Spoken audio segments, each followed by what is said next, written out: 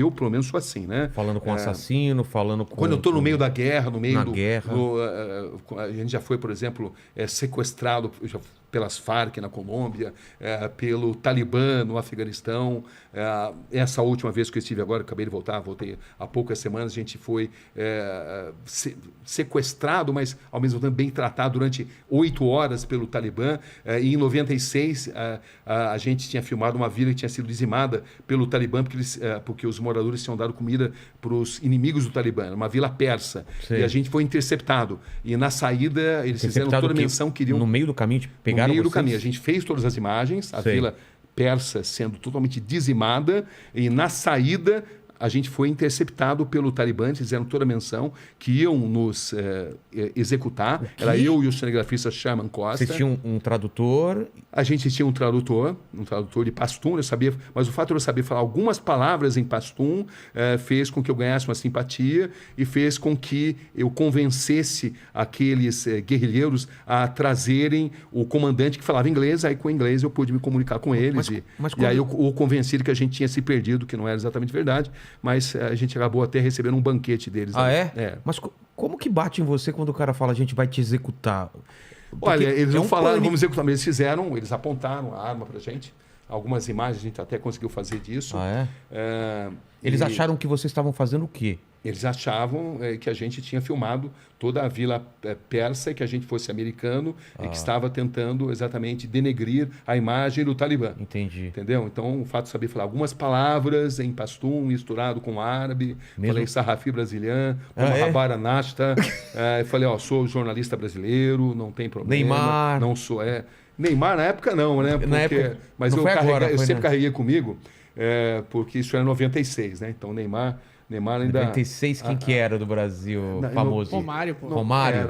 Careca, isso, exatamente, Careca já tinha até... Era o Romário mesmo, Romário que tinha se consagrado, Romário e Bebeto, né? Que tinham se consagrado 2 anos antes na Copa do Mundo. Mas, enfim... Você carrega umas camisas do Brasil? Eu levo camisa do Brasil e sempre levei comigo também foto do Pelé comigo, entendeu? O Pelé, uma vez, quando eu era correspondente em Londres, ele foi me visitar, a gente jogou tênis, ele foi na minha casa, então eu tinha foto com a minha família, a gente passou assim uma tarde memorável e era uma foto muito íntima. E essa foto íntima me abriu muitas portas, fez com Salvou que muita situação de tensão fosse aliviada. Nossa. Entendeu? O Pelé, ele abre portas em todos os lugares. Até hoje, né? Até hoje. Você fala Pelé, é a magia. Eu sou muito grato a ele pelo privilégio de ter feito grandes entrevistas com ele e por tudo aquilo que ele significa para nós brasileiros no exterior. A história dessa foto, essa é o mesmo período que você falou? Esse é o mesmo período de 96, quando o Talibã tomou o poder. E aí como que é? Inclusive essas fotos aqui foram usadas agora e eles têm muito orgulho dessa época, que foi quando eles tomaram o poder pela primeira vez. O Talibã foi formado em 94, 2 anos depois eles tomaram o poder. Então, essa data, esse tempo da primeira ascensão deles é um momento assim épico para eles têm muito orgulho disso. Quando você mostrava agora essas fotos serviam para abrir portas e serviram para consertar situações de muita tensão. Porque agora o Talibã voltou ao poder 20 anos depois. A gente acabou de fazer uma série chamada Missão Cabul, que é uma série que cotada para ganhar prêmios e tal. Para você ver aqui como é que é a vida do repórter. Isso aqui já é um rapaz que trabalha comigo, já tentando fazer uma matéria investigativa e sedento por entrar em contato comigo. Fatalmente ele tem que tomar alguma decisão. E a minha vida é assim, a vida inteira tendo que tomar decisões, tendo que construir estratégias para fazer matérias que tragam algum tipo de benefício para a sociedade, né? Mas isso te traz algum tipo de ansiedade? Porque uma decisão errada pode te custar a vida, né? Traz, sim. Nesse caso, Mas também traz assim um sentido de recompensa muito grande quando você consegue ajudar a promover justiça.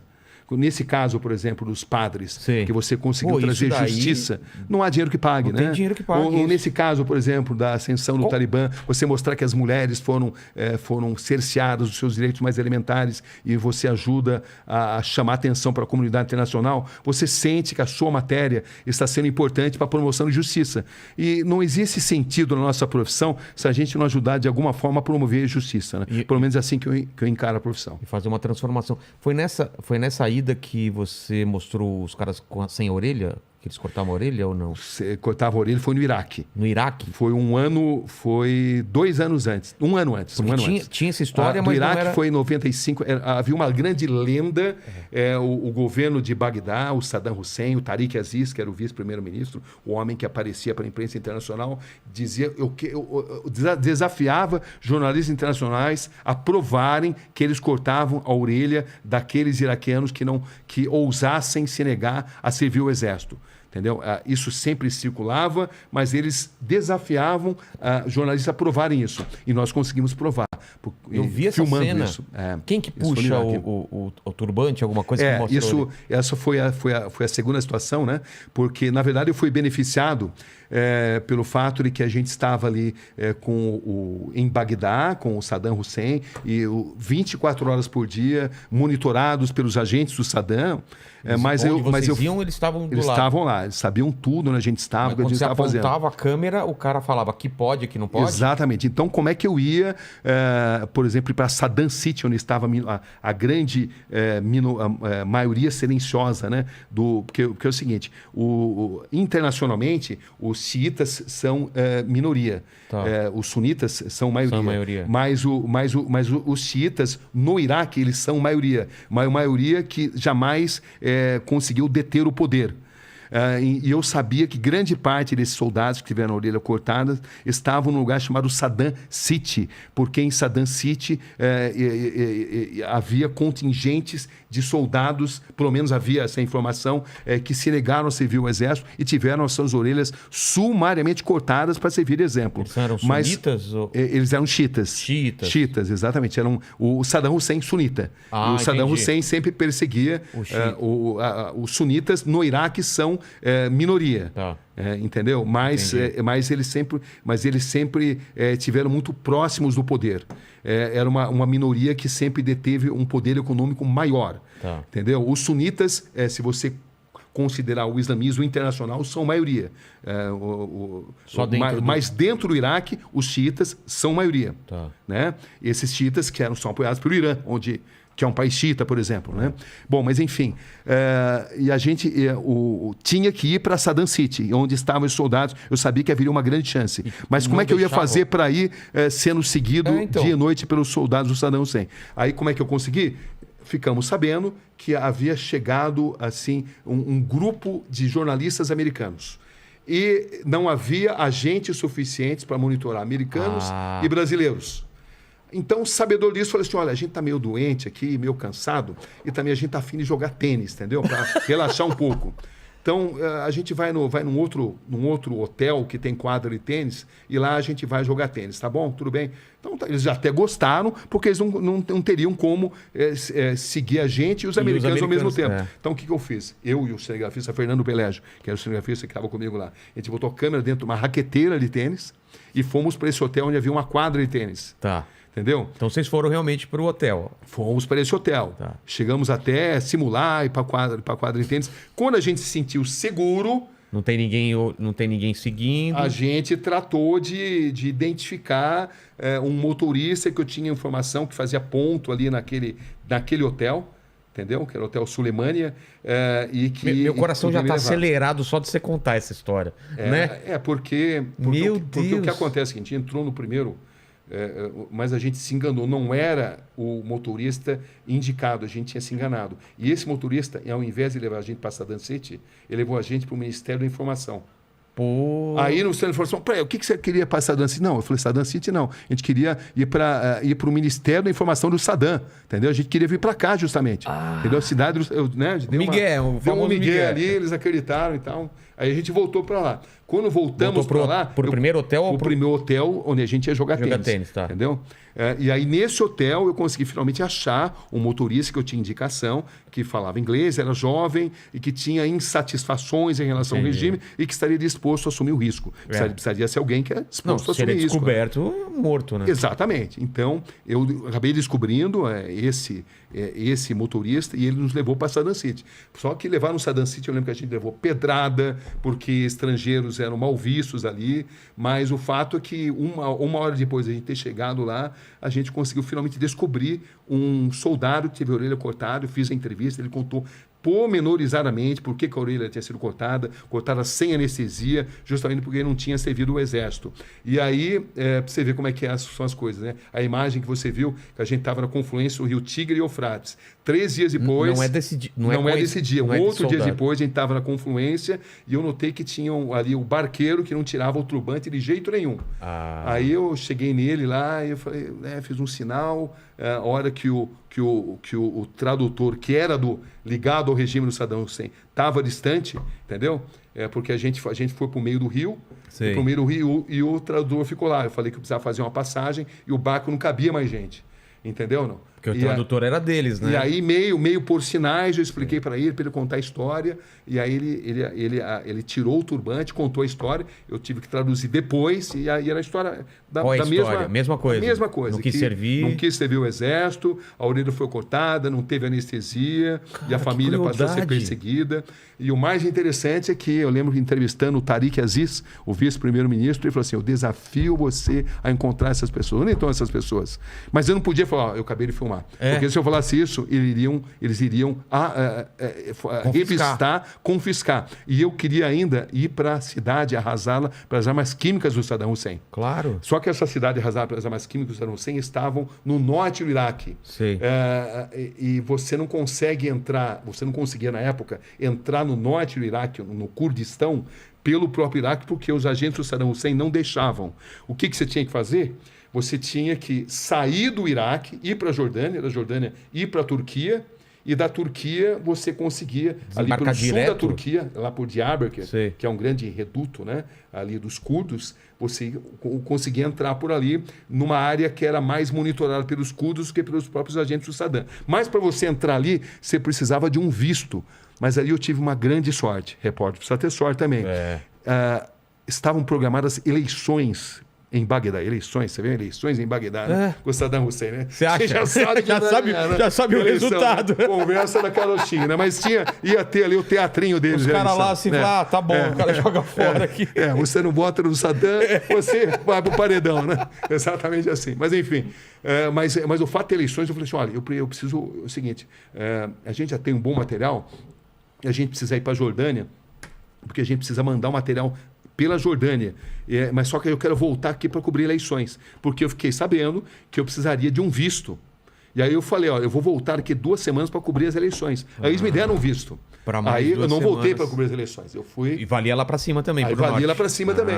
Você vê, é uma coisa até interessante, né? Porque valia para cima, mas não eram os agentes do Saddam Hussein, eram uma dessas coisas loucas da política internacional, como agora no Afeganistão. Para você entrar no Afeganistão nesse momento, você passa por um posto do ex-governo afegão que foi deposto, mas para você, mas acontece que os paquistaneses só deixam você entrar no Afeganistão com autorização de um governo que foi deposto, que não existe mais. Que doideira! E era a mesma situação ali, lá no Iraque também. Você tinha que ter um visto, embora você soubesse que não seria fiscalizado pelos próprios agentes do Saddam Hussein, porque eles não controlavam aquela área. Era parte do Iraque, mas era uma área controlada por 3 diferentes grupos de curdos. Entendeu? Você não usou o visto? Usei o visto porque os agentes de imigração turca, eles pediam. Eles pediam, você tem o visto? Eles só te deixavam passar, senão te deixavam passar. Era uma ironia, contradição totalmente, porque era um visto de um governo que ali não tinha influência, né? Que ali não mandava. Mas, enfim, você conseguiu chegar nós conseguimos, nas armas? Nós conseguimos. Foi uma reportagem de basicamente 2 meses ali, né? Entre a parte controlada pelo Saddam Hussein e a parte não controlada. Fez toda a volta. Toda a volta, mas por quê? Eu queria entrar porque eu queria ir na cidade que tinha sido arrasada pelas armas químicas do Saddam Hussein, que o governo também contestava, dizia que isso era mentira, que não era culpa deles, que era o Irã, né? O Irã que na época tinha a grande guerra entre Irã e Iraque, então eles culpavam os iranianos pelo que tinha acontecido, pelo uso de armas químicas, inclusive, mas enfim. O que você viu lá? Olha, eu vi uma cidade chamada Halabja, primeiro, vilas inteiras dizimadas, mas o que mais impressionou por armas químicas. Então, as construções estavam em pé. Algumas estavam, outras não. E eles usaram lá... Era um tipo de gás que espalhava elementos químicos e a água ficava contaminada. Então, o nível de doenças congênitas era absurdamente grande. E isso tinha passado, inclusive, já há alguns anos isso. Mas era um lugar que o Saddam Hussein protegia, não deixava jornalistas internacionais terem acesso. Claro, né? Ele não queria que... Exatamente, ele não queria. Era uma propaganda que não interessava para ele. Então, eu encontrei uma cidade ainda arrasada e com a população doente e com pessoas totalmente deformadas, crianças totalmente deformadas, com a pele deformada pelo uso de armas químicas. E foi uma das experiências mais... Isso? Falaram. Esse é um dos principais capítulos desse livro também. Cara, né? Que impressionante isso. E a gente, ao mesmo tempo, o Saddam tinha franco-atiradores ali, agentes que entravam ali e tentavam fiscalizar o que estava acontecendo e matavam estrangeiros. Entendeu? Então a gente tinha que correr esse risco. Vocês também. Eram os únicos e também lá? na época também havia o Estado Islâmico dava os seus primeiros passos. Entendi. Entendeu? Então era uma área muito tensa. E além disso havia uma guerra entre os curdos, diferentes facções de curdos. O PKK, que são os curdos comunistas, que são um grande problema para a Turquia. Até hoje, né? O Abdullah Öcalan, que é o grande líder que está preso até hoje, porque eles representam um grande problema para a Turquia, porque existem curdos em 5 nações e é o maior povo sem nação que existe na humanidade nesse momento. Isso é um grande problema para a Turquia. E para o Saddam Hussein também, sempre foram um grande problema. Mas os próprios curdos, eles sempre guerrearam entre eles. Entendi. Eram diferentes facções. Uma um pouco mais próxima do Saddam Hussein, no meio outra de nem tanto. Tiroteio lá. Sem dúvida. Foi um dos momentos mais críticos. E também o que aconteceu é o seguinte, quando a gente cobriu essa briga de facções curdas, e o que acontecia? Você não podia nem avançar e nem retroceder por causa dessa batalha. Claro. O que acontece? O Kurdistão é uma zona profundamente montanhosa. E as guerras acontecem de uma montanha a outra. Então, uma guerrilha, um exército, os Peshmergas, né, que é como eles são conhecidos ali, eles atiram na outra montanha. E à noite faz muito, muito frio. E você não pode acender uma fogueira para se aquecer, porque senão você vai se tornar um alvo visível. Então, foi uma experiência assim, incrivelmente marcante. Porque você tinha muitos fatores ali, né? Você fugia do Saddam Hussein, você fugia dos disparos de Katyusha, né? Que é isso? Katyusha são os mísseis, um míssil de médio alcance muito comum nessa área. E muitas armas brasileiras, os tanques Cascavel, que foram vendidos a rodo para o Saddam Hussein, depois usados pelos curdos, né?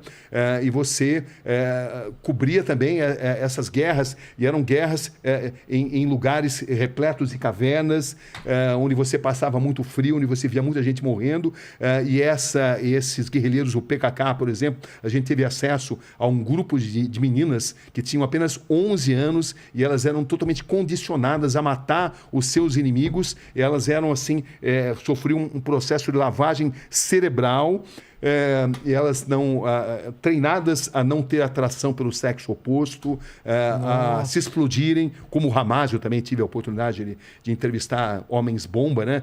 Os jovens que são treinados para se explodirem em nome de uma causa, né? Então, são experiências que assim, impressionaram muito. E, nesse caso, era muito difícil porque a gente foi dado como perdido de guerra. Por quê? Porque a gente não podia nem retroceder e nem avançar, porque a gente estava no meio de uma guerra. E não tinha como a gente passar informação. É isso que eu falo. Você perdeu contato com a Globo. Na época... exatamente. Era Globo? Essa época, a segunda vez que eu estive foi pela Globo, né? Tá. Perto da invasão Como vocês se comunicavam?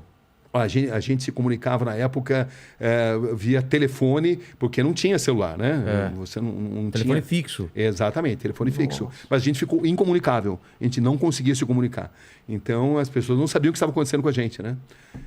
Mas foi uma das matérias mais impressionantes, uma das melhores que eu já fiz. E você escutava à noite explosão, aqueles traços que a gente vê de míssil à noite... Olha, é uma matéria que vale a pena ver, ela está no YouTube hoje em dia. Tudo que aconteceu na história da humanidade está muito relacionado também com esses momentos, né? Então, não só dessa cobertura no Iraque, como também a cobertura no Afeganistão. Era um outro tipo de guerra, né? As armas eram menos potentes do que existem hoje. Era uma guerra onde ainda você conseguia enxergar os olhos do inimigo, como a gente dizia, né? Entendi. Porque você ia na linha de frente, você tinha que escolher. Você queria cobrir a guerra do seu hotel ou você queria estar na linha de frente. A gente sempre optou por estar na linha de frente com algum tipo de segurança, né? Porque aí a gente via o que de fato acontecia. Usavam os coletes em alguns momentos, em outros não, porque quando você entrava em vilas que estavam dizimadas, eram pessoas que não tinham, às vezes, nem o que vestir, e você entrava ali como um astronauta, era como se você comunicasse para aquelas pessoas, olha, a minha vila vale mais do que a sua. Você passa arrogância. Então, o ato de exercer a profissão de jornalista, ele foi mudando na história das coberturas de guerra. Antes, nos anos 80, por exemplo, se você se identificava como jornalista, você era protegido. Você ligava, você transportava ali um cartaz escrito press, a imprensa, e você era protegido. Mas se fosse uma regra, tipo... Exatamente, mas a partir da guerra na Bósnia, isso mudou, porque os franco-atiradores passaram a alvejar jornalistas. E já na guerra do Iraque, jornalistas passaram... era jornalista. Sabendo que era jornalista. Isso aconteceu muitas vezes. Jornalistas passaram a ser alvejados porque passaram a ser responsabilizados por uma propaganda, especialmente contra os sérvios, né? Entendi. Os sérvios começaram a achar que havia uma campanha muito grande na imprensa internacional e começaram a alvejar. Eles começaram a se divertir atirando em jornalistas. E já no Iraque, jornalistas passaram a ser moeda de troca para sequestro. Entendi. Jornalistas passaram a ser sequestrados, jornalistas passaram a representar... Prisioneiros de guerra. Prisioneiros de guerra, passaram a significar dinheiro. Então, para você saber como você deve se portar, você precisa saber em que terreno você está pisando. Em alguns lugares compensa você se identificar como jornalista, em alguns lugares é fundamental você usar todo o aparato, colete, capacete, é importante, em outros não, porque você vai passar uma mensagem, se misturar, se infiltrar melhor. Então, o que vai determinar isso é o conhecimento do terreno. Entendi. Saber onde você está pisando.